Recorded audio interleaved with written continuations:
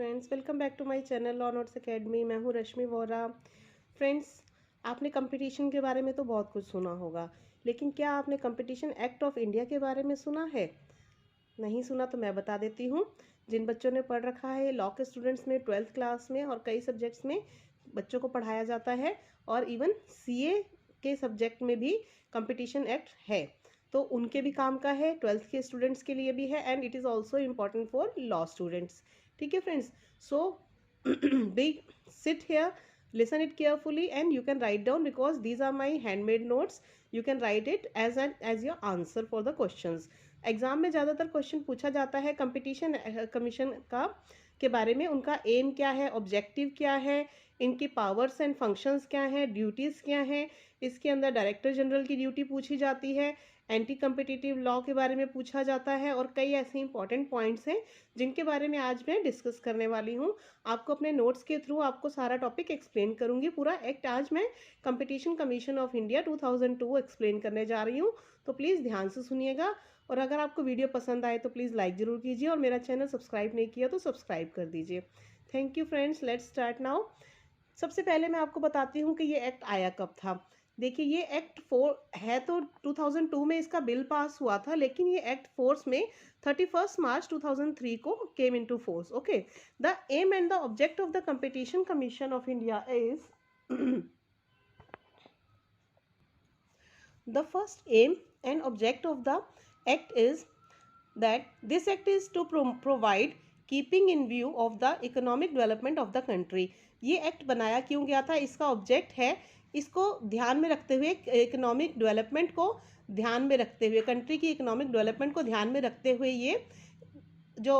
Competition commission है ये बनाई गई है। ठीक है, सबसे पहले तो इकोनॉमिक डेवलपमेंट के लिए बनाई गई है। सेकंड है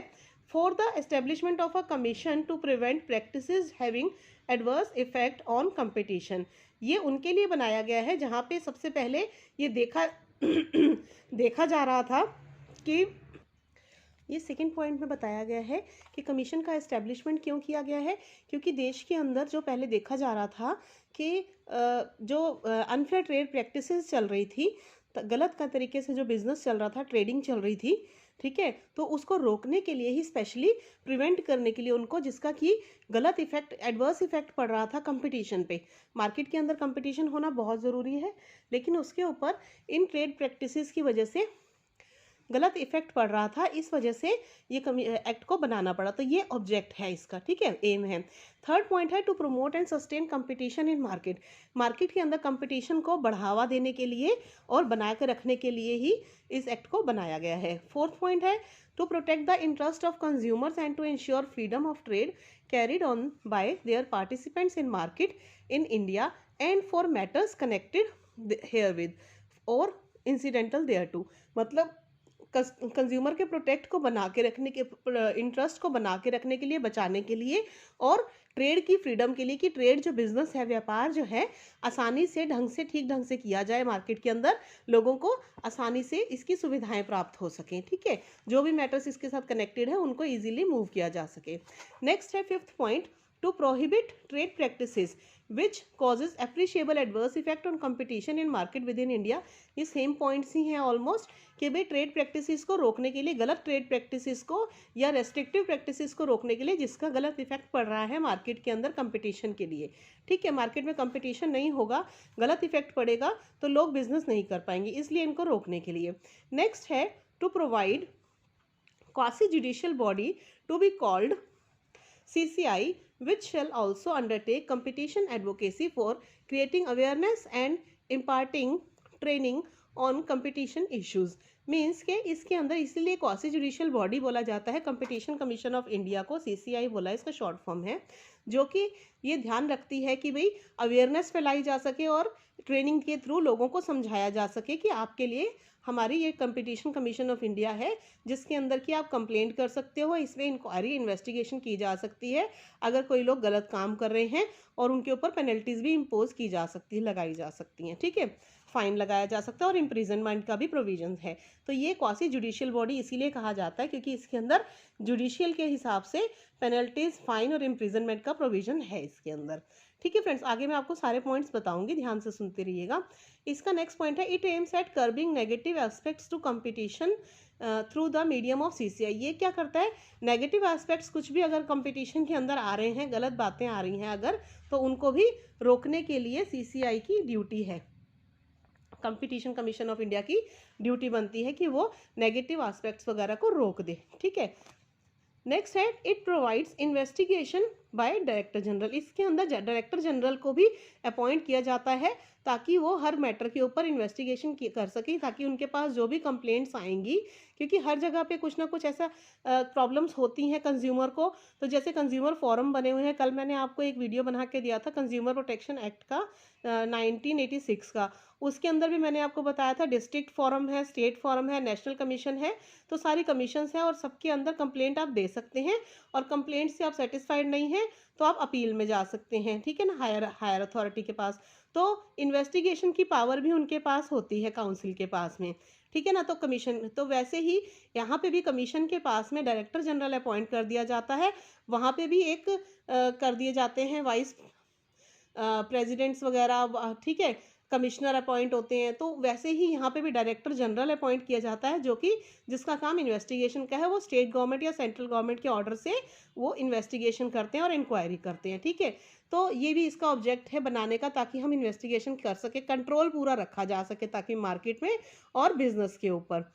नेक्स्ट पॉइंट है 9th, it confers power to CCI for levy penalty और contravention of its orders, failure to comply with its directions, making of false statement. अभी मैंने आपको बताया ना कि ये पेनल्टीज वगैरह लगाते हैं, तो ये इसकी पावर के अंडर आता है सीसीआई की। ये ऑब्जेक्ट है इसका कि हम, ताकि जो सीसीआई है, कंपटीशन कमीशन ऑफ इंडिया, अगर उसके ऑर्डर्स के खिलाफ या कोई अगर फेलियर कर देता है, जो डायरेक्शंस उसमें दी गई हैं उसको कंप्लाई नहीं करता, मतलब जो डायरेक्शन या आदेश दिए गए हैं उनका पालन अगर नहीं करते हैं जो भी बिजनेसमैन, ट्रेडर्स, सेलर्स, ठीक है, मार्केट में काम करने वाले जितने भी लोग हैं, और अगर वो कोई गलत इन्फॉर्मेशन भी दे देते हैं तो भी इसके अंदर उनके ऊपर पेनल्टी लगाई जा सकती है। ठीक है, और अगर वो कोई इंपॉर्टेंट इन्फॉर्मेशन देने में छूट जाते हैं, अगर कोई इंपॉर्टेंट इन्फॉर्मेशन जो देनी होती है, और ओमिशन लिखा ना, omission to furnish material information, मतलब अगर कोई इंपॉर्टेंट इन्फॉर्मेशन नहीं देते, वो भूल जाते हैं, तो भी उन पे पेनल्टी या फाइन लगाने का प्रोविजन है, और अगर वो फिर भी नहीं मानते हैं तो उनको सज़ा का भी प्रावधान इसके अंदर है। नेक्स्ट इसका एम या ऑब्जेक्ट है to, it also creates a fund to be called competition fund. इसके अंदर कंपटीशन फंड के नाम से एक फंड बनाया जाता है, जिसमें कि पेनल्टीज का जितना भी पैसा आता है वो सारा इस फंड में जाता है, और वो स्टेट गवर्नमेंट या सेंट्रल गवर्नमेंट के पास चला जाता है सारा। ठीक है ना, तो वो ये क्या है, पेनल्टीज इसके अंदर जो लगती है ना, फाइन, वो बहुत ज़्यादा लगती हैं, उसका अमाउंट बहुत ज़्यादा होता है, क्योंकि इसमें बिजनेस करने वाले ट्रेडर्स वगैरह हैं वो बहुत बड़े बड़े लेवल के होते हैं। ठीक है, उनके ऊपर पेनल्टी कम से कम 1 लाख रुपए से लेकर 25 करोड़ तक, 50 करोड़ तक की पेनल्टीज लगती हैं, उनके बिजनेस के अकॉर्डिंग, जितना उनका वो होता है, ऑफेंस होता है, जितना वो गलत काम करेंगे उतना उसके हिसाब से पेनल्टीज वगैरह लगाई जाती हैं। ठीक है, तो नेक्स्ट पॉइंट में है, ऑब्जेक्ट में 11th पॉइंट है, it also aims at repealing the monopolies and restrictive trade practices act 1969 and resolution of the monopolies and RTP commission. मतलब इसके अंदर ये बोला है कि इसको मोनोपोलीज एक्ट को और रेस्ट्रिक्टिव ट्रेड प्रैक्टिस एक्ट को इन्होंने रिपील कर दिया है, रिपील करने का इसका एम है, और डिसोल्यूशन भी एंड मोनोपोलीज भी कर देंगे। मोनोपोलीज का डिसोल्यूशन मतलब खत्म कर दिया जाएगा मोनोपोलीज को और रेस्ट्रिक्टिव ट्रेड प्रैक्टिसेस कमीशन को। ठीक है ना, फिर उसको इसी के अंदर सीसीआई के अंदर मर्ज कर दिया जाएगा। तो ये 2002 में ये कहा गया था, इसके बाद भी कई अमेंडमेंट्स हुई हैं जो कि आप देखेंगे तो आपको ढूंढेंगे तो मिल जाएंगी आपको इजीली। फिर नेक्स्ट पॉइंट है इसका, this act seeks to achieve the above aims and object. मतलब और इस एक्ट के अंदर ये कहा गया है कि जितने भी इसमें ऑब्जेक्ट्स और एम्स बताए गए हैं उनको फुलफिल करना इनकी ड्यूटी है, ये भी इनका एक ऑब्जेक्ट है। ठीक है फ्रेंड्स, अब मैं आगे नेक्स्ट टॉपिक आपको बताती हूँ। चलिए सेक्शन 3 से स्टार्ट करते हैं, जिसमें कि बताया गया है anti competitive agreements. Anti competitive agreements क्या होते हैं फ्रेंड्स? ये एक बहुत इंपॉर्टेंट टॉपिक है, इसको ध्यान से सुनिएगा, क्वेश्चन इसके ऊपर जरूर आता है। ऑलमोस्ट पिछले कई क्वेश्चन पेपर्स में ये क्वेश्चन देखा है, एंटी कम्पिटिटिव एग्रीमेंट्स किसको बोलते हैं। इसके अंदर क्या है, ये थर्ड सेक्शन नंबर 3 के अंदर बताया गया है, कंपटीशन कमीशन एक्ट के अंदर, कि सेक्शन 3 में क्या बोला गया है। ये अच्छे से सुन लीजिएगा, इस लंबा टॉपिक है क्योंकि लॉन्ग क्वेश्चन में आता है, तो मैंने इसीलिए इसको चार्ट की फॉर्म में बनाया है। जब आप अच्छे से देखेंगे समझेंगे, देखिए, तो आपको बहुत जल्दी इजीली समझ में आ जाएगा, चार्ट की फॉर्म में इजीली समझ में आ जाता है। देखिए इसमें बोला गया है कोई भी नो एंटरप्राइज और एसोसिएशन, कोई भी एंटरप्राइज और एसोसिएशन, जब ये नो लग जाता है ना सबसे पहले, इसका मतलब होता है कि आगे के जितने भी काम है वो ये सारे इनके लिए मना किए गए कि ये सारे काम ये नहीं कर सकते।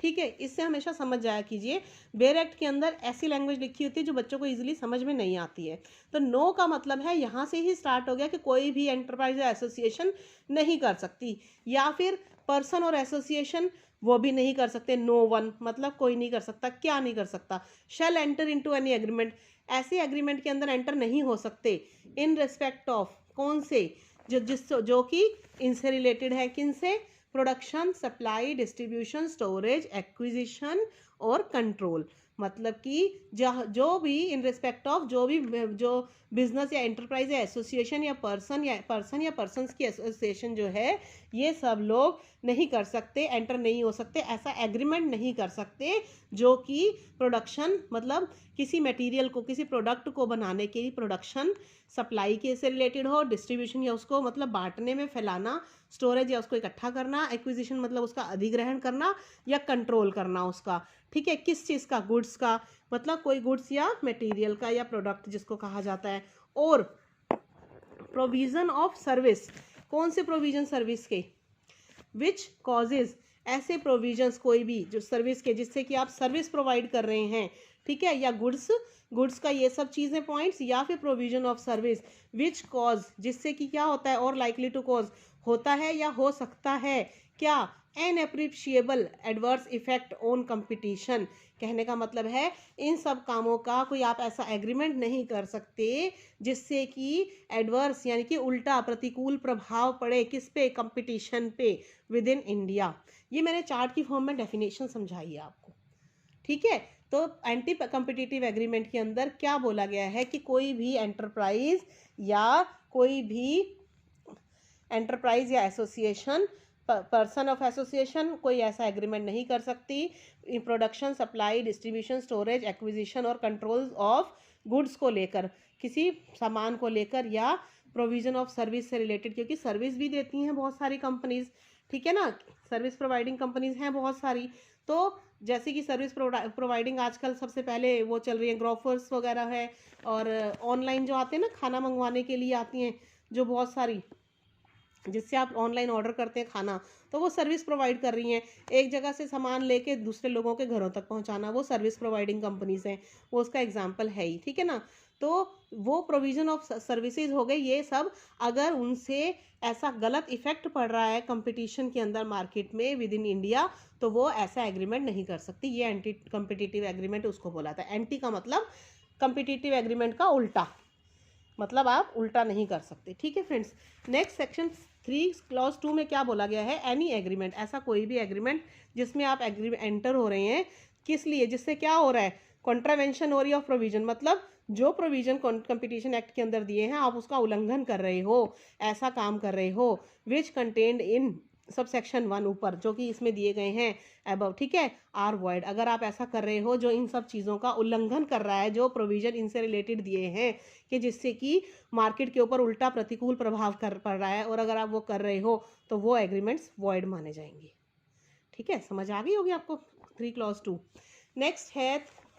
3 क्लॉज 3 में आपको बताती हूँ मैं क्या लिखा है। इसमें कहा गया है एनी एग्रीमेंट, कोई भी ऐसा एग्रीमेंट अगर आप उसमें एंटर होते हो, देखिए अगर उसमें एंटर होते हो तो कौन कौन से हैं, इसमें क्या है, कौन कौन होता है? बिटवीन एंटरप्राइजेज और एसोसिएशन ऑफ एंटरप्राइजेज, मतलब कोई उद्यम या संघ, इनको बोलते हैं एंटरप्राइज और एसोसिएशन ऑफ एंटरप्राइजेज को बोलते हैं उद्यम या संघ, या पर्सन्स कोई कुछ लोग या लोगों के एसोसिएशन, या कुछ लोग या उनकी एंटरप्राइजेज, या प्रैक्टिस कैरिड ऑन हो रही है या डिसीजन टेकन बाय, या फिर कोई डिसीजन ले रहा है, कौन ले रहा है, एसोसिएशन ऑफ एंटरप्राइज ले रही है या एसोसिएशन ऑफ पर्सन या including cartel of similar trade या गुड्स और प्रोविजन ऑफ सर्विसेज। मतलब ये सब अगर किसी ऐसे एग्रीमेंट में एंटर हो रहे हैं, और कार्टेल का मीनिंग आपको बता देती हूँ, कार्टेल का मीनिंग होता है एसोसिएशन ऑफ सिमिलर कंपनीज और बिजनेस दैट हैव ग्रुप्ड, मतलब ऐसे लोगों का, कंपनीज का ग्रुप जो कि गलत काम कर रहा है। ठीक है, कार्टेल ऑफ गुड्स मतलब इकट्ठे होकर जो मिलजुल के काम करते हैं, मार्केट को अपने कंट्रोल में करते हैं, मतलब ठीक है ना, अपनी मर्जी से प्राइस को अप डाउन करते हैं, उनको बोला जाता है कार्टेल करना। कंपनीज आपस में मिलजुल के, दो कंपनीज आपस में मिलके अगर किसी का नुकसान करने में आ जाती हैं, जैसे समझ लीजिए आप एप्पल की कंपनी और सैमसंग की कंपनी अलग अलग कंपटीशन दे रही हैं फ़ोन बना बना के अलग अलग मॉडल्स के, अगर वो दोनों कंपनीज इकट्ठी हो गई, ठीक है, या कोलगेट और पेप्सोडेंट टूथपेस्ट है समझ लीजिए, अब आपको दो तरह की वैरायटी मिल रही है मार्केट के अंदर दोनों फ़ोनों के आने से, लेकिन अगर वो दोनों मिल जाएंगे तो आपको तो कंपटीशन खत्म हो गया ना आपके लिए, और वो अपने प्राइजेस बनाने शुरू कर देंगे, जितना मर्जी प्राइस का फ़ोन लगाएंगे आपको लेना पड़ेगा। दूसरे लोगों, दूसरे कंपनियों के प्राइस तो वैल्यू डाउन हो जाएगी ना, उससे दूसरे की मार्केट तो बंद हो जाएगी, काम बंद करने का काम होगा। तो इसलिए ऐसा काम करने से रोकने के लिए, ठीक है ना, मोनोपोली ना कर सके, ताकि जो कि देखिए ऐसी कोई भी कंपनीज या एसोसिएशन मर्ज लोग या एंटरप्राइजेज ऐसा कुछ विच डायरेक्टली या इनडायरेक्टली डिटरमाइन करते हैं परचेज और सेल प्राइस को, मतलब वही मैंने जो अभी एग्जांपल दिया आपको फ़ोन का या टूथपेस्ट का, कि अगर वो डायरेक्टली या इनडायरेक्टली परचेज या सेल प्राइस को डिटरमाइन कर रहे हैं, अपनी मर्जी से चला रहे हैं, या फिर वो कंट्रोल या लिमिट कर रहे हैं प्रोडक्शन को, सप्लाई को, मार्केट को, या टेक्निकल डेवलपमेंट जो है उसको, इन्वेस्टमेंट या प्रोविजन ऑफ सर्विसेज को, अगर वो इसको भी, इन सबको अपनी मर्जी से चला रहे हैं, ठीक है, इनके अंदर अपनी मर्जी चला रहे हैं, या शेयर द मार्केट और सोर्स ऑफ प्रोडक्शन और provision of service by way of allocation of geographic area of market or type of goods or services or number of customers in the market or any other similar way, मतलब अगर वो इन सब कामों से करके, जैसे कि मार्केट के अंदर सोर्स ऑफ प्रोडक्शन को अपनी हिसाब से चला रहे हैं, लोगों के जोग्राफिक एरिया बांट रहे हैं, इस एरिया में तुम चलाओगे, इस एरिया में सिर्फ हमारा काम चलेगा, या फिर गुड्स ऑफ सर्विसेज को कह रहे हैं कि इस मार्केट में तो यही सामान जाएगा, यही सर्विसेज होंगी, नहीं तो नहीं होंगी, दूसरी नहीं करेगा कोई भी, या कस्टमर को अपने हिसाब से मैनिपुलेट कर रहे हैं कि कस्टमर उस मार्केट में जाए, उस पर ना जाए, हमारे पास आए, दूसरे के पास ना जाए। मतलब ये सब अगर काम कंपनीज और एसोसिएशन या एंटरप्राइजेज अगर कर रही हैं तो, ठीक है। और नेक्स्ट पॉइंट है डायरेक्टली या indirectly results in bid rigging और कल्यूसिव बिडिंग। मतलब ये बिड रिगिंग जो होता है, बोली लगाना होता है ना, जैसे कई जगह पे बोली लगा के काम किया जाता है, कई शेयर मार्केट हो गई, या जैसे आपने देखा होगा क्रिकेट वगैरह मैचेस के अंदर ऐसा होता है कि वो बोली लगा के करते हैं। तो अगर ऐसा काम चल रहा है, ये बिड रिगिंग वगैरह भी, कल्यूसिव बिडिंग भी, ये भी इलीगल काम होता है। अगर ऐसा कोई काम अगर हो रहा है तो उस पर भी रोक लगाने के लिए इनका देखा जाता है, एंटी कम्पिटिटिव एग्रीमेंट्स का चेक किया जाता है। नेक्स्ट है 3.4 में सब क्लोज 4 में बोला गया है एनी एग्रीमेंट अमंगस्ट ऐसा कोई भी एग्रीमेंट जो कि एंटरप्राइजेज या पर्संस कर रहे हो, कहाँ पे, एट डिफरेंट स्टेजेस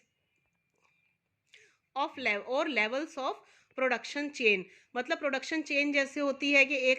एक कंपनी कुछ बना रही है, जैसे बहुत सारी कंपनीज मिलके, जैसे समझ लीजिए मारुति कार का एग्जांपल देती हूँ मैं। मारुति कार खुद सारे प्रोडक्ट तो नहीं बना रही ना, उसके ब्रेक शूज कहीं से आ रहे हैं, क्लच प्लेट कहीं से आ रही है, लाइट्स कहीं से आ रही हैं, टायर्स किसी और कंपनी से आ रहे हैं, जैसे MRF के या सीएट के टायर्स आते हैं, लाइट्स कोई और कंपनी बना रही है, बॉडी कोई और कंपनी बना रही है, उसके ऊपर का पेंट कोई और कंपनी बना रही है, स्प्रे है ना, मिरर्स कहीं और से आ रहे हैं, हॉर्न कहीं और से आ रहा है। तो ये सारी कंपनीज मिलजुल के बहुत सारे प्रोडक्ट बना रही हैं और मारुति कंपनी को दे रही हैं। मतलब हर कंपनी को, जैसे कोई भी गाड़ी मैन्युफैक्चरिंग वाली या बड़ी कंपनी जो है, जो बहुत बड़ी चीज़ देती है मार्केट को, तो उसके अंदर लगने वाले छोटे छोटे पार्ट्स जो हैं वो दूसरी कंपनीज बनाती हैं, ठीक है ना। तो उसको बोला जाता है different stages of level at production chain. तो ये प्रोडक्शन की चेन है कि बहुत सारी कंपनीज मिलके इनको प्रोडक्ट दे रही हैं, तभी मारुति कंपनी या कोई भी गाड़ी वाली कंपनी या कोई भी ऐसी चीज़ जो बड़े लेवल की चीज़ बना रही है, उसमें छोटे छोटे प्रोडक्शन से, छोटे छोटे सप्लायर मैन्युफैक्चरर से मटेरियल खरीद के एक बड़ी चीज़ बना रही है, कार को असेंबल हो रहा है, ठीक है, या ट्रक समझ लीजिए, या टाटा कंपनी जो ट्रक बना रही है, या और भी कोई मशीनरी बड़ी सी समझ लीजिए, मेट्रो ट्रेन बन रही है, समझ लीजिए मेट्रो की ट्रेन कहाँ से आ रही है, जापान से आ रही है, लेकिन उसकी जो रेलवे के ट्रैक है वो कहाँ से आ रहे हैं, वो स्टील अथॉरिटी ऑफ इंडिया से आ रहे हैं, है ना। और उसके लिए और जो मटेरियल, जो प्रोडक्ट्स खरीदे जा रहे हैं, उसमें जुड़ने वाले वायरिंग किसी और कंपनी से आ रही होंगी, है ना। बहुत सारी चीज़ें हैं जो अलग अलग जगह से आ रही हैं, लेकिन आपको दिल्ली मेट्रो के नाम से पता है कि दिल्ली मेट्रो हमें सर्विस प्रोवाइड कर रही है, तो वो सर्विस प्रोवाइड कर रही है ना, तो प्रोडक्शन चेन है ये सारी की सारी, तो वो इन डिफरेंट मार्केट से आ रही है। ऑफ कौन कौन सी मार्केट हैं जहाँ पे प्रोडक्शन हो रही है, सप्लाई हो रही है, डिस्ट्रीब्यूशन हो रहा है, स्टोर हो रहा है, सेल हो रहा है, स्टोरेज हो रही है, ट्रेडिंग हो रही है गुड्स की, या प्रोविजन ऑफ सर्विसेज हो रहे हैं, है ना। ये सारे इंक्लूडिंग क्या है इसके अंदर, including tie in agreements, agreement का टाई हो रहा है, एक्सक्लूसिव सप्लाई अरेंजमेंट्स हो रहा है, एक्सक्लूसिव डिस्ट्रीब्यूशन एग्रीमेंट हो रहा है, refusal to deal, resale price maintenance हो रहा है। फिर उसमें बोला गया है कि shall be an agreement in contravention, अगर ये सारे एग्रीमेंट्स जितने भी मैंने अभी आपको ऊपर बताए, ये सारे अगर एग्रीमेंट्स इन कॉन्ट्रावेंशन है, अगर अगर वो कॉन्ट्रावेंशन में है, सब सेक्शन 1 जो अभी ऊपर बताया आपको 3 का 1 of such agreement causes is,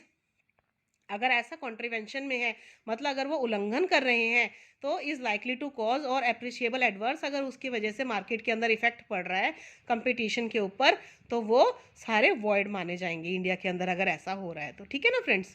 तो ये था मैंने अभी आपको जो बताया सेक्शन 3 का, एंटी कम्पिटिटिव एग्रीमेंट्स क्या होते हैं, वो इंपॉर्टेंट क्वेश्चन है, उसका ध्यान रखिएगा, चारों क्लोज उसके याद रखिएगा। अब नेक्स्ट पॉइंट हमारा आता है अब्यूज ऑफ डोमिनेंट पोजीशन, ये भी एक इंपॉर्टेंट टॉपिक है, इसके ऊपर भी क्वेश्चन जरूर आता है, इसको ध्यान से सुन लीजिएगा, ये शॉर्ट ज़्यादा लेंथी नहीं है। प्रमुख स्थिति का दुरुपयोग, मतलब जो अब्यूज ऑफ डोमिनेंट, जो बड़ी बड़ी कंपनियां बड़े पोजीशन पे हैं,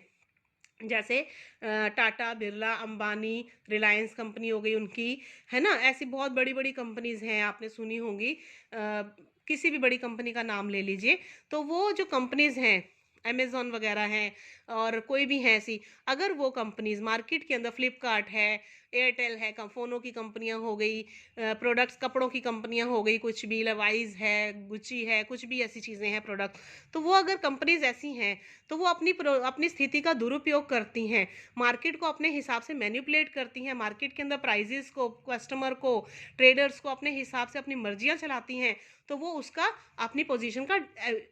अब्यूज कर रही है, दुरुपयोग कर रही हैं, तो इनको भी रोका जाना इसके अंदर आता है कंपटीशन एक्ट के अंदर, ठीक है। इसमें क्या कहा गया है, सेक्शन 4 के अंदर इसके बारे में बताया अब्यूज कैसे किया जाता है, ठीक है। तो इसमें इसको रोक लगाने के लिए बोला गया है, नो एंटरप्राइजेज और ग्रुप, कोई भी एंटरप्राइजेज या ग्रुप अगर शेल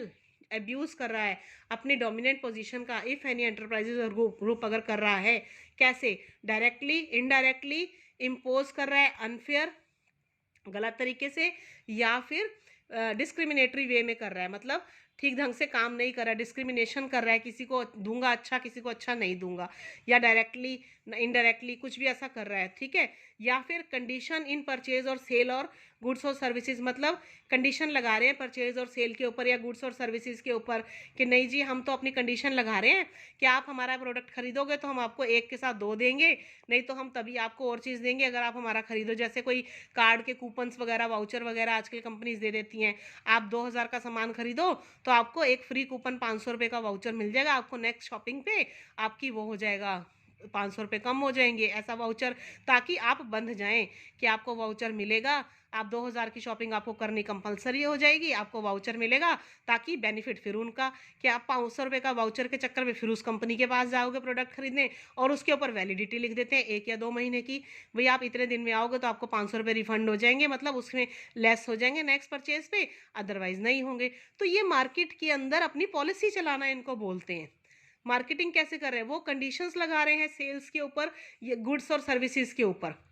आई समझिए, एक एग्जांपल है इसका, ठीक है। तो ऐसे ही अगर वो प्राइस इन परचेज और सेल और गुड्स, और अगर प्राइजेस की अपनी मर्जी चला रहे हैं कि प्राइस हम अपनी मर्जी के लगाएंगे, किसी भी प्राइस का जितना मर्जी, कितनी भी 5 रुपए की चीज़ को आप 50 रुपए में बेच रहे हो, अगर सेल ऑफ गुड्स और सर्विसेज महंगी कर रहे हो अपनी मर्जी से, अगर कोई कंपनी कर रही है, या लिमिट और रेस्ट्रिक्ट कर रही है, मतलब आप प्रोडक्शन और गुड्स पे अपनी लिमिट लगा रही है, नहीं जी हम इतने ही प्रोडक्शन करेंगे या फिर इतनी सर्विसेज प्रोवाइड करेंगे मार्केट में, ठीक है। या फिर टेक्निकली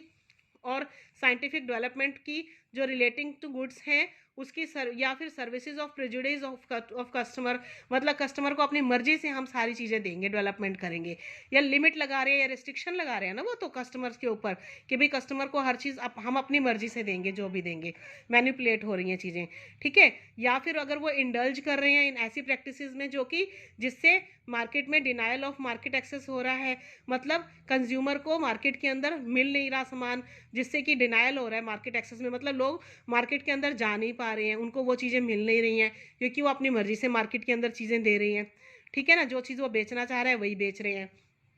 नेक्स्ट है make conclusion on contracts subject to accept by other parties of supplementary obligation by there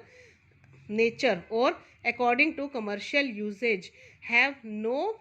connection with the subject of such contracts, मतलब ऐसी चीज़ें जिनका कॉन्ट्रैक्ट के साथ कोई लेना देना ही नहीं है, कोई सब्जेक्ट नहीं है उसका, मतलब एक कॉन्ट्रैक्ट के साथ मार्केट के अंदर लेना देना नहीं है, आप ऐसे कॉन्ट्रैक्ट्स बना रहे हो, ठीक है ना, जिसके अंदर आप ऑब्लिगेशन लगा रहे हो कि आपको ये काम करना पड़ेगा। अगर आप सप्लीमेंट्री ऑब्लिगेशन ज़बरदस्ती लगा रहे हो कि आपको ये काम करोगे तो आपको ये मिलेगा, आप हमारा ही मार्केट से परचेज करोगे सिर्फ सामान तो हम आपको इतने % का डिस्काउंट देते रहेंगे, मतलब हम आपको तभी देंगे, कंडीशन कोई ना कोई लगा रहे हैं जिसका कोई लेना देना नहीं है, ठीक है ना। या फिर यूजेज इट्स डोमिनेंट पोजीशन, अपनी उच्च स्थिति का प्रयोग कर रहे हैं, ठीक है, इन वन रेलिवेंट मार्केट के अंदर, एक मार्केट के अंदर अपनी ही मर्जी के चला रहे हैं पूरी की पूरी पोजीशन से, और एंटर कर रहे हैं इनटू और प्रोटेक्ट कर रहे हैं अदर रेलिवेंट मार्केट को, मतलब दूसरी मार्केट में जाने से लोगों को रोक रहे हैं और अपनी डोमिनेंट पोजीशन का फ़ायदा उठा रहे हैं कि नहीं, आप को हम जैसा देंगे आपको वैसा ही लेना पड़ेगा, ठीक है ना। तो अगर ऐसा कुछ कर रहे हैं तो इसको बोला जाता है कि वो एब्यूज़ कर रहे हैं अपनी डोमिनेंट पोजीशन का, मतलब प्रमुख स्थिति का दुरुपयोग कर रहे हैं वो उपयोग करने के बजाय, ठीक है फ्रेंड्स। समझ में आया होगा आपको ये टॉपिक सेक्शन 4। अब बढ़ते हैं अपने अगले टॉपिक की तरफ। देखिए अब हमारा नेक्स्ट टॉपिक है कॉम्बिनेशन की डेफिनेशन। सेक्शन 5 के अंदर जो डिफाइन की गई है डेफिनेशन ऑफ कॉम्बिनेशन। कॉम्बिनेशन क्या होता है फ्रेंड्स? कॉम्बिनेशन बोला जाता है द एक्विजिशन ऑफ वन और मोर एंटरप्राइजेज बाय वन और मोर पर्सन्स और मर्जर और amalgamation of enterprises shall be a combination of such enterprise and persons or enterprises if, मतलब जब कोई कंपनी, जैसे आपने कंपनी एक्ट के अंदर सुना होगा कुछ कंपनीज मर्ज हो जाती हैं, कंपनीज एक्ट में पढ़ा होगा, कंपनीज जब आपस में मर्ज हो जाती हैं या उनका अमलगमेशन हो जाता है, मतलब दो कंपनीज का आपस में विलय हो जाना, ठीक है, मर्ज हो जाना। जैसे आप जिनको एक्सेल आता है, MS एक्सेल आता है ना, MS ऑफिस के अंदर एक्सेल है, उसके अंदर 2 सेल, ऐसे बहुत सारे सेल बने होते हैं, कॉलम्स बने होते हैं, तो उसको मर्ज कर दिया जाता है, बीच की लाइन हट के 2 कॉलम जुड़ के 1 कॉलम बन जाता है। तो ये एक एग्जांपल बता रही हूँ आपको। ऐसे ही 2 कंपनीज मिल के ऐसा कोई कॉन्ट्रैक्ट कर लेती हैं जिससे कि उनका आपस में मर्जर हो जाता है या अमेलगमेशन हो जाता है, 2 या उससे ज़्यादा कंपनीज मिल जाती हैं तो, ठीक है ना। तो अगर वो मिलने के बाद में अगर ऐसा कुछ करती हैं, एनी एक्विजिशन वेयर, ऐसा एक्विजिशन कर लेती हैं, ऐसा अपना इकट्ठा कर लेती हैं जहाँ पे कि the parties to the acquisition being the acquirer, जो पार्टीज होती हैं एक्विजिशन की, मतलब जो मिलजुल के क्या करती हैं, एक्वायरर बन जाती हैं, सब कुछ अपने एक्विजिशन में, अपने अधिकार में ले लेती हैं। एंड द एंटरप्राइजेज, और एंटरप्राइजेज हुज कंट्रोल, जिनका ही कंट्रोल हो जाता है, शेयर हो जाता है, वोटिंग राइट्स ऑफ एसेट्स वगैरह पे, जिनका एसेट्स हो गई सारी उन्होंने मतलब अपने कंट्रोल में कर लिए, शेयर्स, वोटिंग राइट्स वगैरह सब कुछ, एसेट्स को भी हैज़ बीन एक्वायर्ड और आर बीइंग एक्वायर्ड जॉइंटली, मतलब वो सारा कुछ इकट्ठा मिलके सब कुछ एक्वायर कर लेती है, सब कुछ अपने पास ले लेती हैं, अपनी सारी चीज़ें इकट्ठी कर लेती हैं, ठीक है। एक्विजिशन कर लिया, बहुत सारी कंपनीज मिल गई, आपस में इन्होंने अपनी एसेट्स इकट्ठी कर ली, कंट्रोल कर लिया, शेयर्स अपने पास ले लिए, बड़ी बड़ी कंपनीज शेयर ले लेती है ना जैसे दूसरी कंपनीज के, तो वो उस बात को कहा गया है। और या फिर क्या करती हैं, कॉम्बिनेशन का मतलब होता है, ये कॉम्बिनेशन का मीनिंग बता रही हूँ कि जुड़ के कंबाइन करना किसको बोलते हैं, जोड़ना, मिल जाना, इकट्ठे हो जाना। तो जब कंपनीज ऐसे मिल जाती हैं और सारी इकट्ठी करके सारी एसेट्स को इकट्ठा कर लेती हैं, सारी कंपनीज की जितनी भी कंपनीज मिली हैं, अपनी अपनी एसेट्स हो गई, शेयर्स को कंट्रोल कर लिया, शेयर ले लिए, वोटिंग राइट्स उनके हाथ में हो गए, जितने ज़्यादा उनके मेंबर्स है, जितना ज़्यादा उनका शेयर होता है, पैसा जितना ज़्यादा लगाते हैं उतना ज़्यादा उनका शेयर्स के अंदर राइट बन जाता है ना। तो नेक्स्ट है acquiring of control by person over an enterprise, मतलब अगर कोई पर्सन पूरी एंटरप्राइज के ऊपर कंट्रोल कर लेता है, या when such person has already direct और इनडायरेक्ट कंट्रोल, या फिर कि उस पर्सन का डायरेक्ट या इनडायरेक्ट कंट्रोल हो जाता है ओवर अदर एंटरप्राइजेस, दूसरी एंटरप्राइजेस के ऊपर भी जो कि एंगेज हैं प्रोडक्शन में, distribution, trading, similar two identical, मतलब इन सब से रिलेटेड जितनी भी कंपनीज हैं जो ये सब काम करती हैं, या फिर सब्सटीट्यूटेबल गुड्स, जो गुड्स सब्सटीट्यूट हो सकते हैं, बदले जा सकते हैं, और प्रोविजंस ऑफ सिमिलर और आइडेंटिकल और सब्सटीट्यूटेबल सर्विसेज इफ़, अगर वो इन सब से रिलेटेड जो कि आइडेंटिकल सब्सटीट्यूटेबल सर्विसेज या गुड्स हैं उन सबको एक्वायर कर लेती हैं, अपने कंट्रोल में कर लेती हैं, और दूसरी कंपनीज के ऊपर भी अपने हक जमाती हैं, मतलब कि भी ये सारा हमारे कंट्रोल में हो गया, अपने कंट्रोल में कर लिया, तो इसको बोलते हैं कॉम्बिनेशन। ये कॉम्बिनेशन की डेफिनेशन है कि कॉम्बिनेशन में क्या होता है, जब दो या दो से ज़्यादा कंपनीज मिल जाती हैं, आपस में मर्ज हो जाती है, उनका अमेलगामेशन हो जाता है, तो वो क्या क्या एक्वायर कर लेती हैं, एक दूसरे की एसेट्स वगैरह सब मिल जाती हैं, सारा कंट्रोल अपने हाथ में ले लेती है, वोटिंग राइट्स ले लेती हैं कंपनी के अंदर, डायरेक्टर्स अपने बना लेते हैं, मेंबर अपने, सब कुछ अपना अपना कंट्रोल कर लेती है, तो वो अपनी मोनोपोली चलाती हैं, ठीक है ना, इसको बोला जाता है कॉम्बिनेशन। इसके ऊपर भी क्वेश्चन एग्जाम में जरूर पूछा जाता है, ठीक है फ्रेंड्स। अब बढ़ते हैं अपने नेक्स्ट टॉपिक की तरफ। चलिए फ्रेंड्स, हमारा नेक्स्ट टॉपिक है अब कंपनी का, इसका कमीशन का एस्टेब्लिशमेंट कैसे होता है, ठीक है। एस्टेब्लिशमेंट के बारे में आपको बताती हूँ, सेक्शन 7 के अंदर बताया गया है कि कंपटीशन कमीशन का एस्टेब्लिशमेंट कैसे हुआ। ये करता है, प्रोवाइड करता है, एस्टेब्लिशमेंट होगा कंपटीशन कमीशन का, जो कि होगा एक shall be a body of corporate body है ये एक, और by the aforesaid name having perpetual succession, बिल्कुल कंपनी की तरह है, जैसे कंपनी का परपेचुअल सक्सेशन होता है, कॉर्पोरेट होती है, कॉमन सील होती है, पावर टू एक्वायर होता है, होल्ड करने की पावर होती है, रखने की होती है, डिस्पोज ऑफ करने की, प्रॉपर्टी को एंड कॉन्ट्रैक्ट करने की पावर, एंड शेल स्यू और बी स्यूड, वो किसी के ऊपर केस कर भी सकते हैं, उनके ऊपर कोई केस कर सकता है, बिल्कुल सेम एज कंपनी लॉ के अंदर कंपनी की डेफिनेशन में जैसे बताया गया है, सेम कमीशन के अंदर बताया गया है कि कमीशन जो होती है कंपटीशन कमीशन, उसका भी एस्टेब्लिशमेंट होता है, वो एक कॉर्पोरेट बॉडी है, उसका भी नेम होता है, जैसे उसका नाम है कंपटीशन कमीशन ऑफ इंडिया, इसका परपेचुअल सक्सेशन है, कॉमन सील है, पावर है इनके पास एक्वायर करने की, होल्ड करने की, डिस्पोज ऑफ करने की प्रॉपर्टी को, मतलब प्रॉपर्टी को रख सकते हैं, होल्ड कर सकते हैं, डिस्पोज ऑफ मतलब बेच भी सकते हैं, और कॉन्ट्रैक्ट भी कर सकते हैं, और ये किसी को स्यू भी कर सकते हैं, और इनको भी स्यू किया जा सकता है, ठीक है फ्रेंड्स। समझ में आ गया होगा आपको कि ये इनके ऊपर कोई भी केस कर सकता है, और ये किसी पे भी केस कर सकती है, और डिस्पोज ऑफ कर सकते हैं प्रॉपर्टी, या रख सकते हैं कोई भी मूवेबल या इमूवेबल, ठीक है। कंपटीशन कमीशन का एस्टेब्लिशमेंट बता रही हूँ। The head office of the commission shall be at such place as the central government decides from time to time, मतलब सेंट्रल गवर्नमेंट जैसा डिसाइड करेगी इनका हेड ऑफिस वहीं पे बन जाएगा, ठीक है, बना सकते हैं। फिर उसने बोला द कमीशन में establish offices eight other places in India, इस कमीशन का ऑफिस कहीं पे भी एस्टेब्लिशमेंट किया जा सकता है इंडिया के अंदर। ये है इसका सेक्शन 7 में एस्टेब्लिश के बारे में बताया गया है, कैसे एस्टेब्लिश होता है, ठीक है। अब मैं आपको बताती हूँ इसका कंपोजिशन के बारे में। अगर कंपोजिशन के बारे में क्वेश्चन आता है आपसे एग्जाम में, पूछा जाता है कि आप कंपटीशन कमीशन के कंपोजिशन बताइए। कंपोजिशन का मतलब होता है कि इसमें काम करने वाले लोग कौन कौन हैं, ठीक है फ्रेंड्स।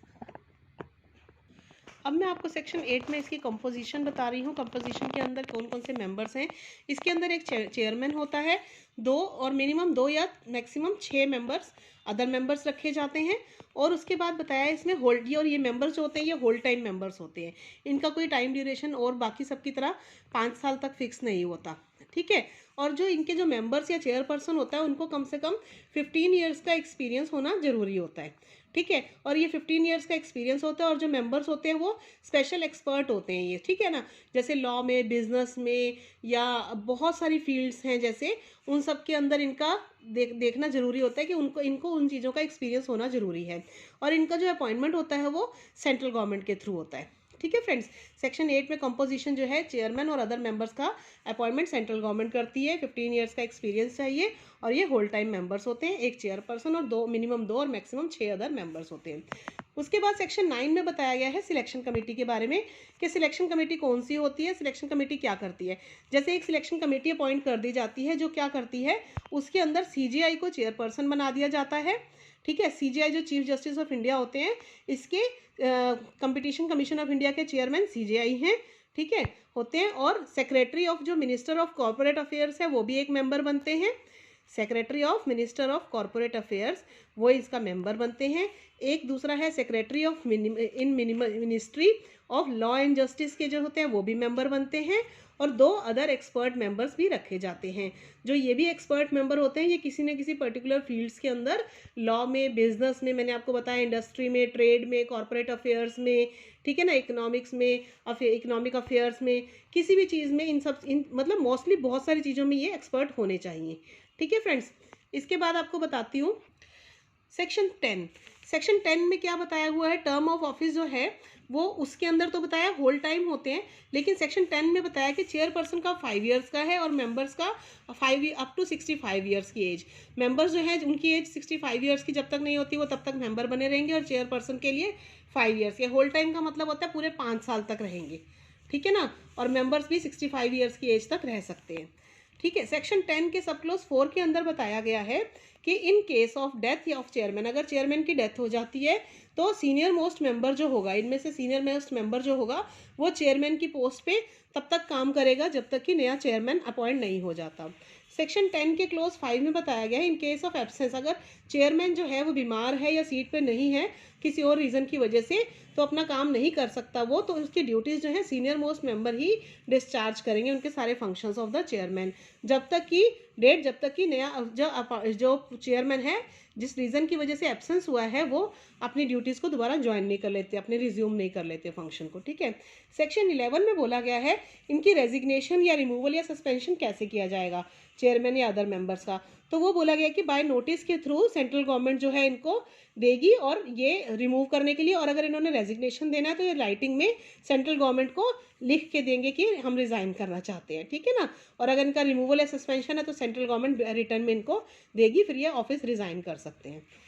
नेक्स्ट सेक्शन 13 में इंपॉर्टेंट सेक्शंस बता रही हैं जो इससे रिलेटेड के हैं। ठीक है, अगर कॉम्पोजिशन के बारे में आ जाता है या एस्टेब्लिशमेंट के बारे में आ जाता है तो आप ये सारे पॉइंट्स इसमें लिख दीजिएगा, इससे बहुत अच्छा आंसर बन जाएगा। इसमें बताया कि एडमिनिस्ट्रेटिव पावर होती है चेयरमैन के पास। कौन सी एडमिनिस्ट्रेटिव पावर होती है, जैसे जनरल सुपरिटेंडेंस की पावर होती है, सुपरिटेंडेंस किया जाता है मतलब सारा देखभाल करनी सारी की सारी, इसके अंदर क्या क्या जनरल सुपरविजन जिसको बोलते हैं। ठीक है, ऑल डायरेक्शंस में जितनी भी डायरेक्शंस है सबका देखना इन्हीं का काम होता है चेयरपर्सन का। और control in all matters of commission, commission के सारे मैटर्स पे कंट्रोल करना, उनको डायरेक्शन देना, उनका सुपरविजन करना चेयरमैन का काम होता है। और क्या कर सकते हैं ये, can delegate to any person other member of the और ऑफिसर ऑफ कमीशन, मतलब किसी और कमीशन के इसी कमीशन के किसी और मेंबर को भी अपनी ये पावर डेलीगेट कर सकते हैं कि भाई आप जाके सुपरवाइज करके आइए, आप डायरेक्शंस दीजिए या आप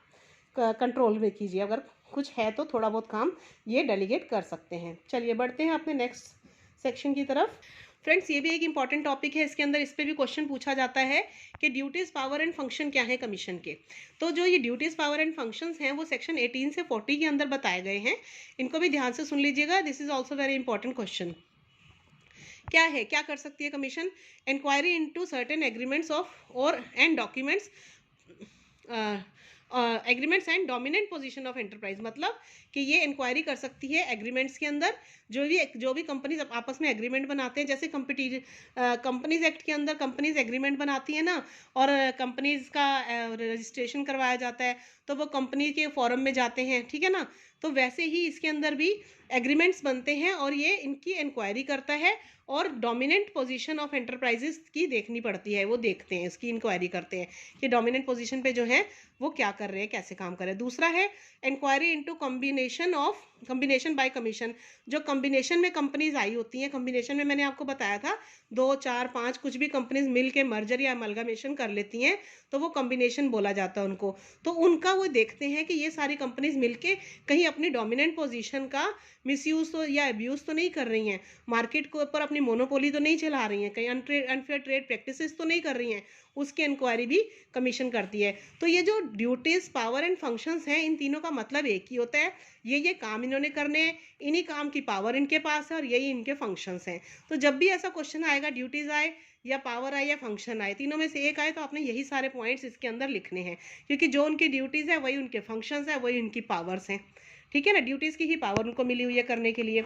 ठीक है, नेक्स्ट है देखिए ये सेक्शन मैंने इनके आगे लिखे हुए साथ साथ। 19 सेक्शन में इनकी ये इंक्वायरी करने की है एग्रीमेंट्स वगैरह में और डोमिनेंट पोजीशन में। 20 सेक्शन में बताया है कि इंक्वायरी ये कॉम्बिनेशन में कर सकता है कमीशन। 22 में बताया है मीटिंग ऑफ कमीशन कहाँ पे होगी, ये मीटिंग कहीं पे भी कर सकते हैं जहाँ इनकी मर्जी हो और जब मर्जी हो मीटिंग कर सकते हैं, इसमें कोई फिक्स टाइम नहीं दे रखा हुआ।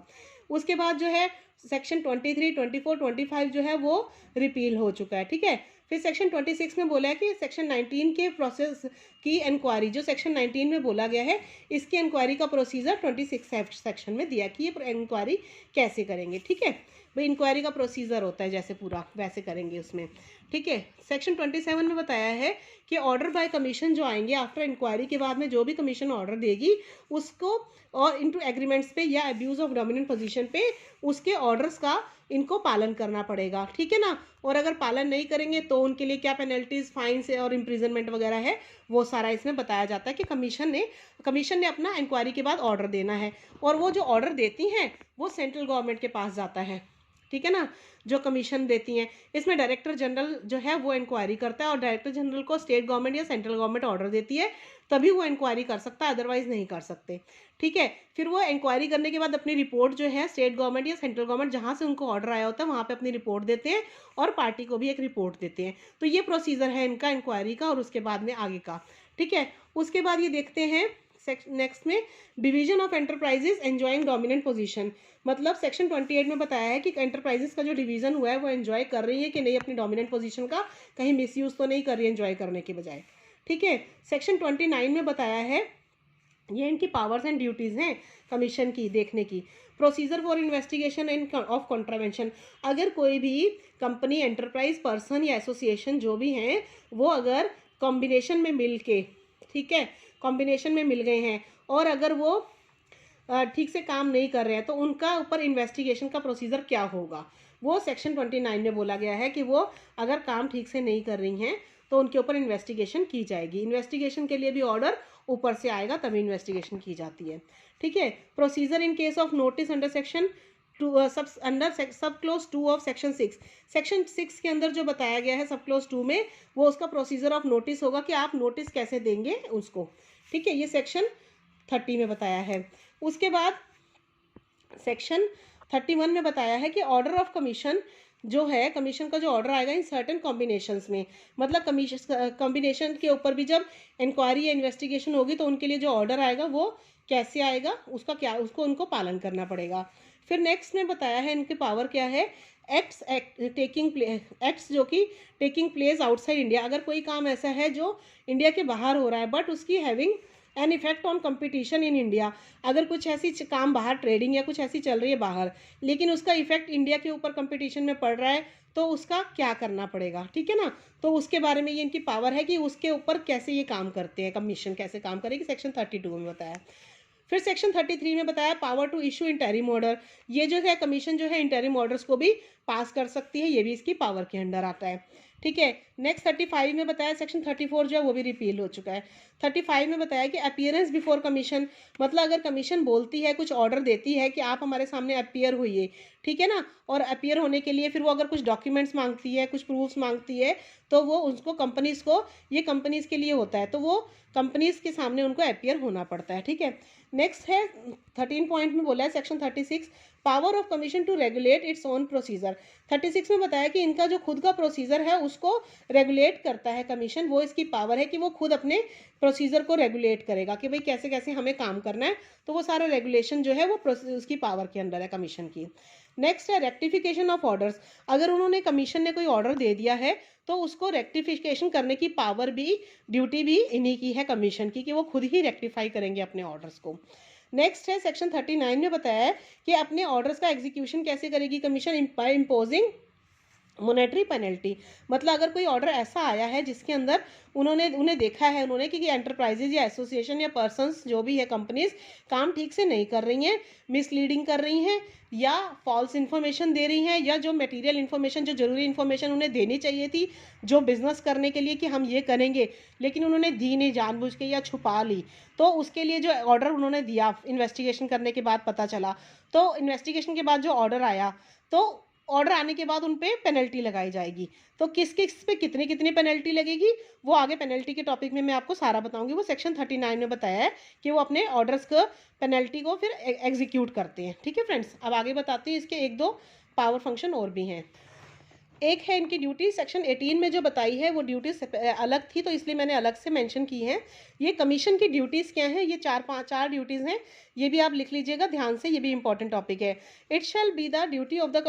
Commission to eliminate practices having adverse effect on competition. मतलब सबसे पहली और इंपॉर्टेंट ड्यूटी कमीशन की यही है कि वो एलिमिनेट करे, ख़त्म कर दे ऐसी प्रैक्टिसेस को, ऐसे काम को जो कि जिससे कि मार्केट के अंदर कंपटीशन में गलत प्रभाव पड़ रहा है। ठीक है ना, एडवर्स इफेक्ट पड़ रहा है जिससे उल्लंघन हो रहा है या तो फिर। ठीक है, नेक्स्ट है to promote and sustain. Competition को प्रमोट और सस्टेन करना इनका काम है, ड्यूटी है कमीशन की, मतलब बढ़ावा देना और बना के रखना कंपटीशन को मार्केट के अंदर। थर्ड है to protect the interest of consumers, consumer के इंटरेस्ट को प्रोटेक्ट करना, बचा के रखना। जैसे कंज्यूमर प्रोटेक्शन एक्ट का भी मेन ऑब्जेक्ट यही था, प्रोटेक्ट करना और प्रमोट करना इंटरेस्ट ऑफ कंज्यूमर्स के, सेम वही इसमें भी है। नेक्स्ट ड्यूटी है इसकी कमीशन की to ensure freedom of trade carried on by other participants in market in India. मतलब जैसे इन के अलावा भी और जो लोग मार्केट के अंदर ट्रेड कर रहे हैं, बिजनेस कर रहे हैं, उनको भी फ्रीडम होनी चाहिए कि वो भी ठीक से काम कर सके। अदर पार्टिसिपेंट्स जो भी है मार्केट में इंडिया के अंदर, उनको भी इंश्योर हो सके कि हाँ हम भी अच्छे से काम कर सकते हैं। ठीक है फ्रेंड्स, अब बढ़ते हैं अपने अगले टॉपिक की तरफ। चलिए, अब मैं आपको एक्चुअली सारे इंपॉर्टेंट टॉपिक्स बता रही हूँ जो एग्जाम के व्यू से बहुत इंपॉर्टेंट है। आपको पूरा एक्ट पढ़ने की जरूरत नहीं है, इसी के अंदर सारे इंपॉर्टेंट पॉइंट्स और सेक्शंस कवर हो रहे हैं, ज़्यादा इसके अंदर है भी नहीं। वैसे लास्ट में आएंगे बस 40 से लेकर 46 47 तक पेनल्टीज तक है। अब मैं आपको ड्यूटीज़ ऑफ डायरेक्टर जनरल बता देती हूँ, ये भी ज़्यादा नहीं है ड्यूटीज़ इसके बाद पेनल्टीज बताती हूँ। ठीक है फ्रेंड, जल्दी टॉपिक खत्म हो जाएगा फिर। सेक्शन 41 में ड्यूटीज़ ऑफ डायरेक्टर जनरल बताइए, इनकी ड्यूटी क्या है, टू इन्वेस्टिगेट कॉन्ट्रावेंशंस। ये कॉन्ट्रावेंशंस जो भी होते हैं, जो भी मैंने पीछे आपको बताई हैं पिछले सेक्शंस में, कि अगर वो उल्लंघन कर रहे हैं, जो भी प्रोविजन उसके अंदर एक्ट के अंदर दिए हैं, उसको बोलते हैं कॉन्ट्रावेंशंस को बोलते हैं उल्लंघन करना। तो अगर वो उल्लंघन करते हैं तो उनकी इन्वेस्टिगेशन का काम डायरेक्टर जनरल का है कि अगर कोई भी एसोसिएशन पर्सन या पर्सनस की एसोसिएशन हो गई या एस्टेब्लिशमेंट हो गई, कोई भी एंटरप्राइजेज हो गई, वो अगर इनके प्रावधानों का, एक्ट के प्रावधानों का उल्लंघन करती हैं तो उनके लिए क्या इंक्वायरी के प्रावधान दिए गए हैं, क्या इंक्वायरी जो है वो डायरेक्टर जनरल करेगा। नेक्स्ट है असिस्ट करेगा द कमीशन इन इन्वेस्टिगेशन। जो इन्वेस्टिगेशन हो रही है इस कमीशन की, उसमें डायरेक्टर जनरल असिस्ट करेंगे। और कोई भी कंट्रावेंशन अगर है ऑफ द प्रोविजन की, ऑफ द एक्ट की, और एनी रूल और रेगुलेशन से रिलेटेड मेड देयर इन, अगर जो भी रूल्स एंड रेगुलेशंस बनाए गए हैं अगर उनका भी उल्लंघन किया जा रहा है तो उनको भी असिस्ट करेंगे, वो देखेंगे इसमें इन्वेस्टिगेशन में। ठीक है, फिर एक और ड्यूटी इनकी है, the director general shall have all powers as are conferred upon the commission. जो भी पावर उनको दी गई हैं under section sub section 2 of section 36 में, सेक्शन 36 में बताया गया है कि इनको कुछ पावर्स दी गई हैं, ड्यूटीज दी गई हैं, तो वो इन पावर्स के अकॉर्डिंग ही काम करेंगे। ठीक है, नेक्स्ट है सेक्शन 3 के अंदर बोला है as provided of sub section 2 of section 240 and 240A of companies act 1956 apply to inspector. जैसे कि सब सेक्शन 240 और 240A के सब क्लॉज 2 में, सब सेक्शन 2 में बताया था कि कंपनीज एक्ट में कि 1956 में कि इंस्पेक्टर की जो पावर होंगी या जो प्रोविजंस इंस्पेक्टर को दिए जाते हैं इन्वेस्टिगेशन करने के लिए, सेम है सारे ही वही एप्लीकेबल होंगे डायरेक्टर जनरल पे इंस्पेक्शन या इन्वेस्टिगेशन के लिए। ठीक है फ्रेंड्स, तो बस यही ड्यूटीज़ हैं इसकी,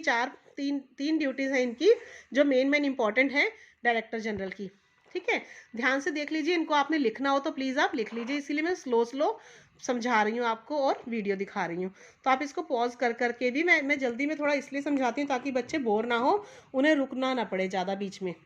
ठीक है ना, फॉरवर्ड ना करना पड़े वीडियो। तो आप इसके नोट्स आप लिख सकते हैं। अब बढ़ते हैं नेक्स्ट टॉपिक की तरफ। चलिए, हमारा नेक्स्ट टॉपिक है पेनल्टीज, जो कि दी गई हैं चैप्टर 6 के अंदर। ये है पेनल्टीज दी गई हैं सेक्शन 42 से लेकर सेक्शन 46 के अंदर तक पेनल्टीज दी गई हैं कि पेनल्टीज कब लगाई जाती हैं, जब कोई कॉन्ट्रावेंशन होता है प्रोविजंस का, जब कोई एंटरप्राइज पर्सन कंपनी कोई भी जो इसके दिए गए प्रावधानों का उल्लंघन करती हैं तो उनके ऊपर जो पेनल्टीज लगाई जाती हैं तो वो क्या क्या पेनल्टीज है। 42 क्लॉज 1 में बताया गया है कि कॉन्ट्रावेंशन ऑफ ऑर्डर, जो भी कमीशन का ऑर्डर आएगा उसका अगर कॉन्ट्रावेंशन होता है, may cause inquiry for against order, तो वो क्या कर सकते हैं, वो पहले तो इंक्वायरी करेंगी, ऑर्डर के अगेंस्ट पे भी इंक्वायरी की जाएगी, ठीक है। सेकंड में इसमें बताया गया है कि अगर कोई पर्सन फेल हो जाता है कंप्लाई विद द ऑर्डर, अगर उनको जो ऑर्डर दिया गया है करने के लिए अगर वो फुलफिल नहीं करते हैं और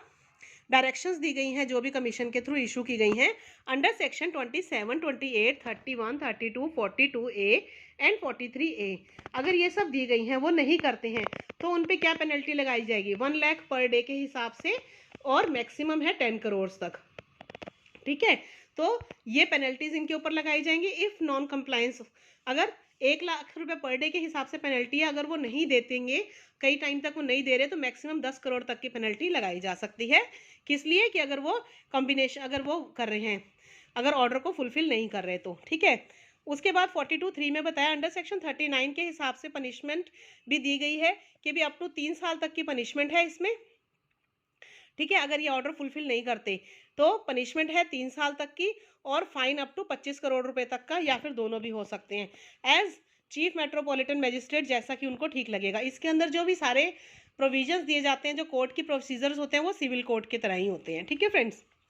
42A में बताया गया है कि compensation in case of contravention order of commission.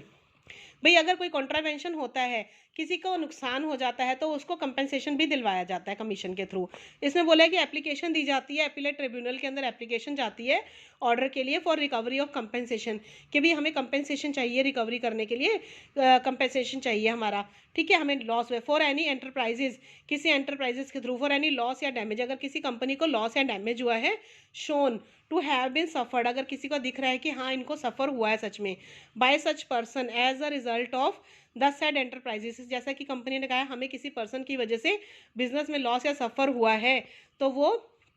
उसको valid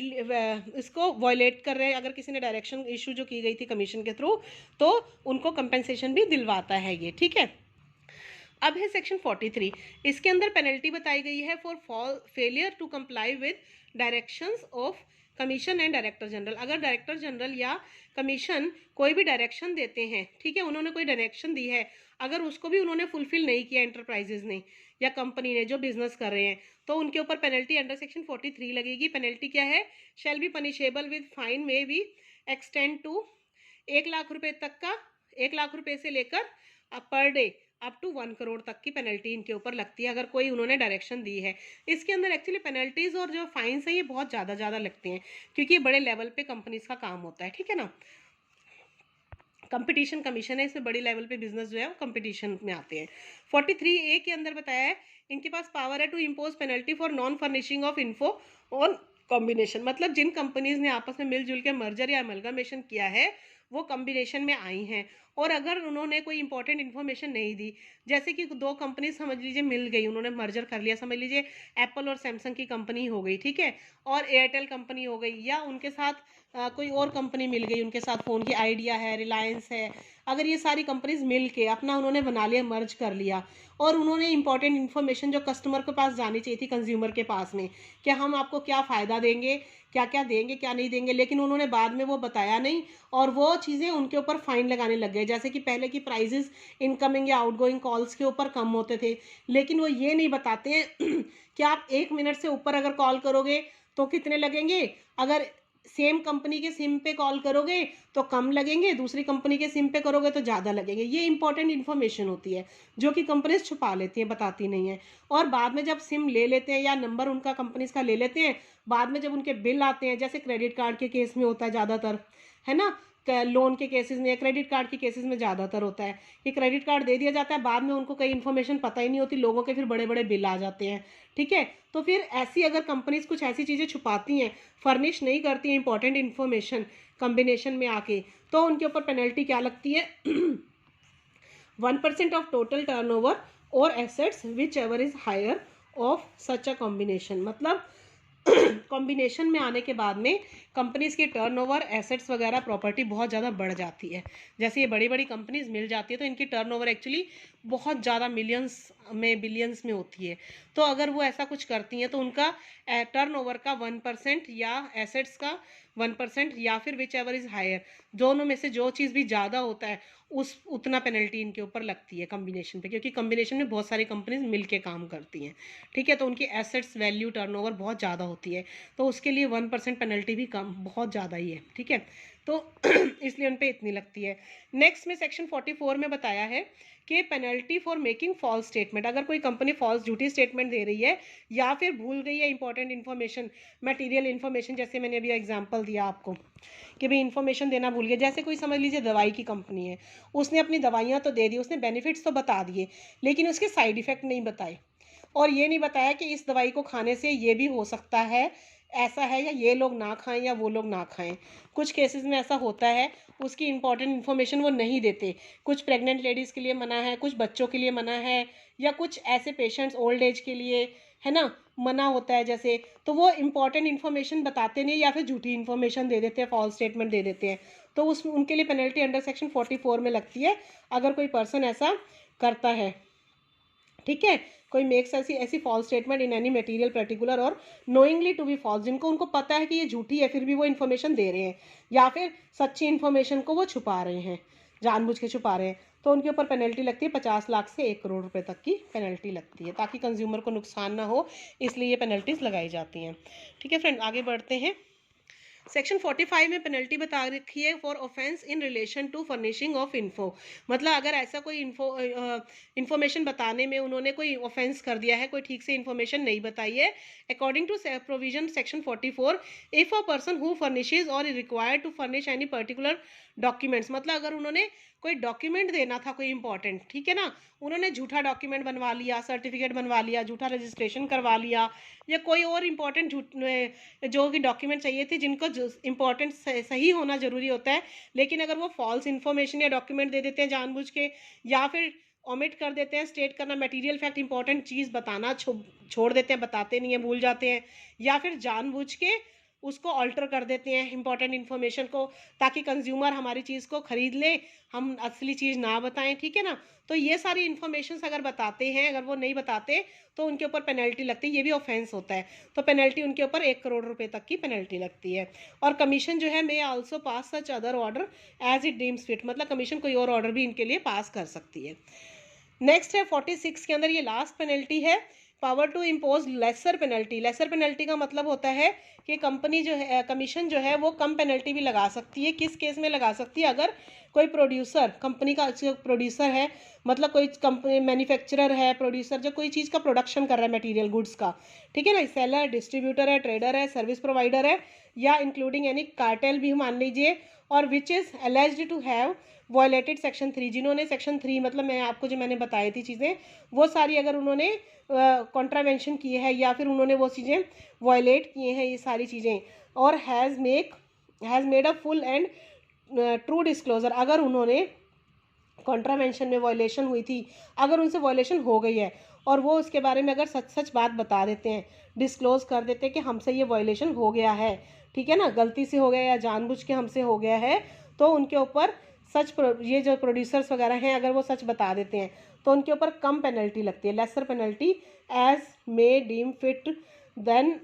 leviable under this act और द रूल्स और द रेगुलेशंस के अकॉर्डिंग उनके ऊपर कम पेनल्टी लगती है। एक चीज़ और इसके अंदर बताई गई है कि पेनल्टी कब नहीं लग सकती, इनके ऊपर कम पेनल्टी, जो जिनके ऊपर कम पेनल्टी लगनी चाहिए, ठीक है, लेकिन उनके ऊपर लेस पेनल्टी नहीं लगेगी। फॉर इन्वेस्टिगेशन के लिए नहीं लगेगी, अगर किसी पे इन्वेस्टिगेशन चल रहा है सेक्शन 26 के अंडर, तो उन पे कम पेनल्टी नहीं लगेगी। दूसरा ये भी बोला गया है कि अगर कोई पर्सन मैनिपुलेट कर रहा है इन्फॉर्मेशन, वो जानबूझ के जो बोल रहा है कि हमसे गलती हो गई, इन्फॉर्मेशन डिस्क्लोज कर रहा है, लेकिन वो तब भी मैनिपुलेट कर रहा है, डिस्क्लोज करने में भी जानबूझ के कुछ ना कुछ ड्रामा कर रहा है, कुछ गलत बात बता रहा है, ठीक है, इन्फॉर्मेशन ठीक नहीं दे रहा, डॉक्यूमेंट ठीक नहीं दे रहा, तो भी फिर उनके ऊपर पेनल्टी लगेगी, फिर कम पेनल्टी नहीं लगेगी, मतलब उनके ऊपर पूरी पेनल्टी लगेगी। लास्ट में एक चीज़ बताई गई है, पेनल्टी से रिलेटेड इन्फॉर्मेशन है इंपॉर्टेंट, वो सेक्शन 47 में बताया गया है कि पेनल्टीज जो है वो क्रेडिट होंगी, कंसोलिडेटेड फंड जो इनका बनता है इंडिया का, जिसके अंदर सारा पेनल्टी का अमाउंट जाता है, सेंट्रल गवर्नमेंट के पास बना होता है,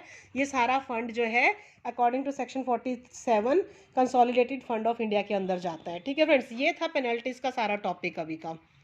तो मैंने आपको आज सारे कंपटीशन कमीशन ऑफ इंडिया के सारे इंपॉर्टेंट सेक्शंस, इनकी ड्यूटीज़, डायरेक्टर जनरल की ड्यूटीज़ वगैरह बता दी, फंक्शंस बता दिए, कमीशन के फंक्शंस बता दिए, इसका कंपोजिशन कैसे होता है, एस्टेब्लिशमेंट कैसे होता है, ठीक है फ्रेंड्स, इनका टर्म ऑफ ऑफिस क्या है, ये सारे इंपॉर्टेंट पॉइंट्स मैंने, एडमिनिस्ट्रेटिव पावर्स क्या है चेयरपर्सन की, ड्यूटीज़, पावर फंक्शन क्या है, ठीक है, कमीशन के, ये सारे कॉम्बिनेशन क्या होता है ये भी मैंने आपको बता दिया, ड्यूटीज़ ऑफ कमीशन भी बता दिया आपको मैंने, और एंटी कम्पिटिटिव एग्रीमेंट्स भी बता दिए मैंने आपको, सारा समझा दिया एक्सप्लेन करके अच्छे से, ठीक है, ये भी बहुत इंपॉर्टेंट टॉपिक है।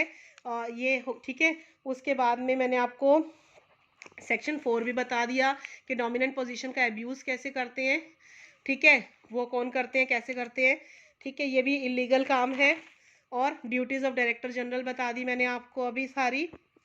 उसके बाद मैंने आपको सारी पेनल्टीज़ बता दी कि पेनल्टीज़ के अंदर क्या क्या पॉइंट्स आते हैं, पेनल्टीज़ कैसे लगते हैं। तो आपको आज का टॉपिक अगर पसंद आया तो प्लीज़ लाइक ज़रूर कीजिए। मैंने आज कंपटीशन एक्ट पूरा एक ही लेक्चर में समझा दिया है, सारे इंपॉर्टेंट सेक्शंस बता दिए स्टार्टिंग से लेकर एंड तक। कुछ डेफिनेशंस है वो पढ़ लीजिएगा ज़रूर, वो भी इंपॉर्टेंट होती है, वो क्वेश्चन में आती हैं, ठीक है फ्रेंड्स, वो तो आप अपने आप खुद समझ सकते हैं। इन्हीं में से कुछ की डेफिनेशन अपने आ जाएगी तो भी आप कर सकते हैं। तो पसंद आया तो लाइक ज़रूर कीजिए और मेरे चैनल को सब्सक्राइब कीजिए। Thank you so much, have a nice day, take care, bye bye.